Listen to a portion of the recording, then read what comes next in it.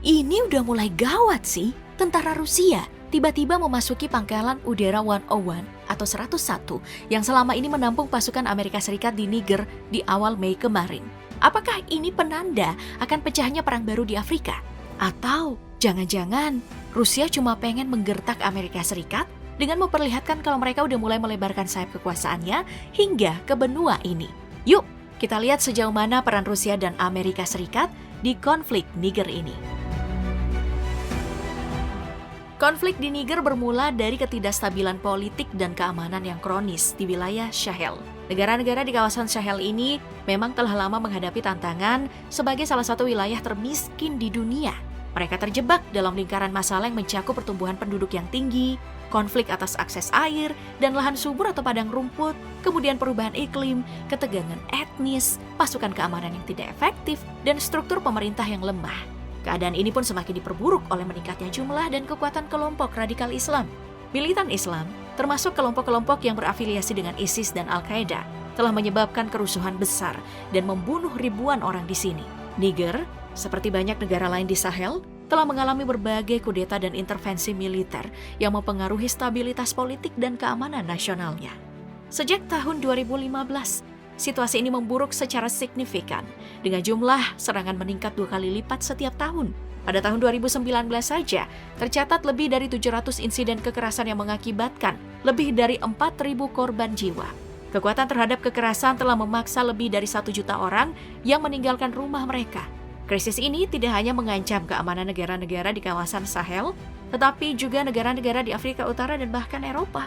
Dalam upaya menstabilkan wilayah Sahel, berbagai organisasi internasional telah meluncurkan 6 operasi perdamaian dengan berbagai ukuran dan tugas yang berbeda-beda. Secara keseluruhan, sekitar 26.000 personil dikerahkan dalam operasi ini, dengan tujuan membawa stabilitas dan keamanan di wilayah yang penuh tantangan ini. Amerika Serikat telah menjalin hubungan diplomatik dengan Niger sejak negara ini merdeka dari Prancis pada tahun 1960. Hubungan ini terutama didorong oleh kerjasama dalam keamanan dan bantuan kemanusiaan. Amerika Serikat memiliki kepentingan strategis di Niger, khususnya dalam upaya memerangi terorisme di wilayah Sahel. Sejak 2018, Amerika Serikat telah menginvestasikan lebih dari 100 juta dolar atau sekitar 1,5 triliun rupiah dalam pembangunan pangkalan udara di Niger. Pangkalan ini digunakan untuk operasi drone yang menargetkan militan Islam, termasuk ISIS dan Jamaat Nusrat al-Islam wal Muslimin. Tujuan utamanya adalah untuk meningkatkan kemampuan Niger dalam memerangi terorisme dan meningkatkan stabilitas regional.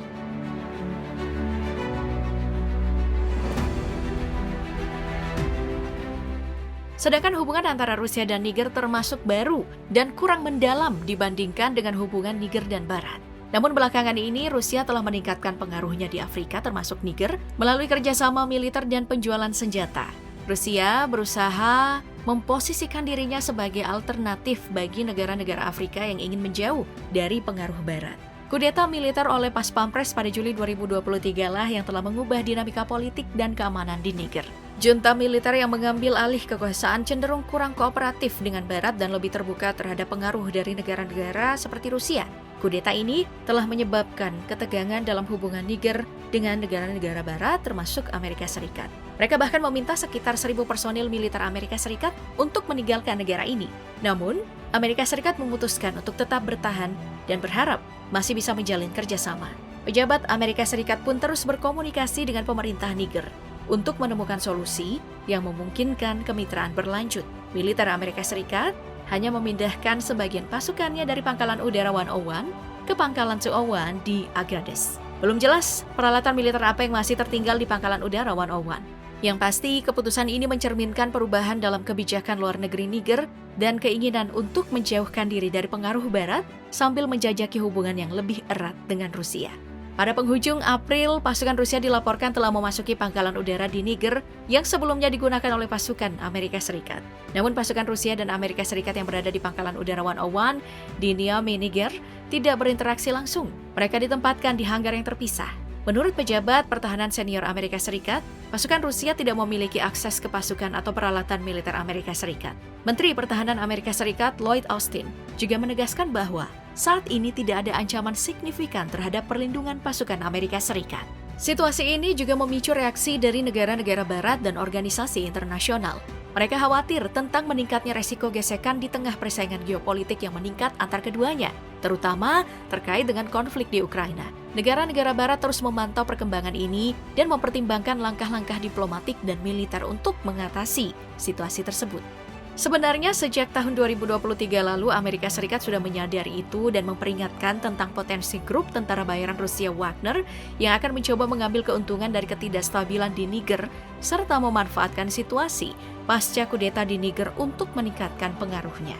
Dalam sebuah wawancara, Blinken kala itu menyatakan bahwa meskipun Rusia atau Wagner tidak memicu kudeta di Niger, mereka berusaha untuk memanfaatkan situasi tersebut.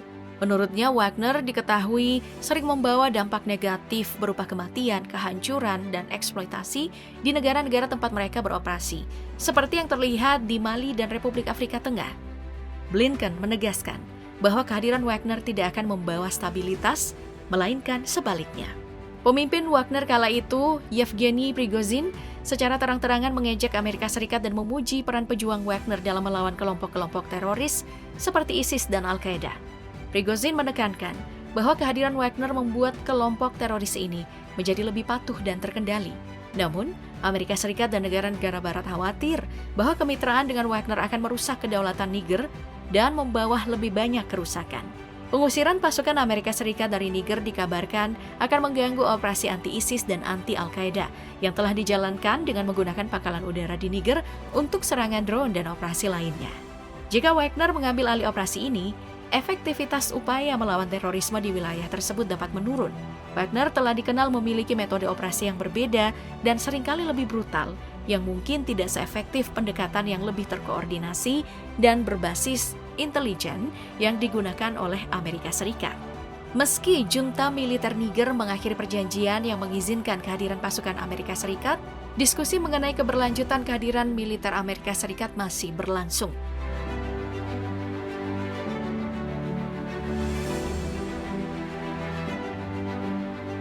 Nah, ketegangan antara pasukan Amerika Serikat dan Rusia di Niger ini mencerminkan persaingan geopolitik yang lebih luas. Meskipun ada kekhawatiran tentang keamanan dan pengaruh Rusia yang meningkat, komunikasi antara Amerika Serikat dan Niger terus berlanjut untuk memastikan stabilitas dan kelanjutan operasi anti-terorisme di wilayah tersebut.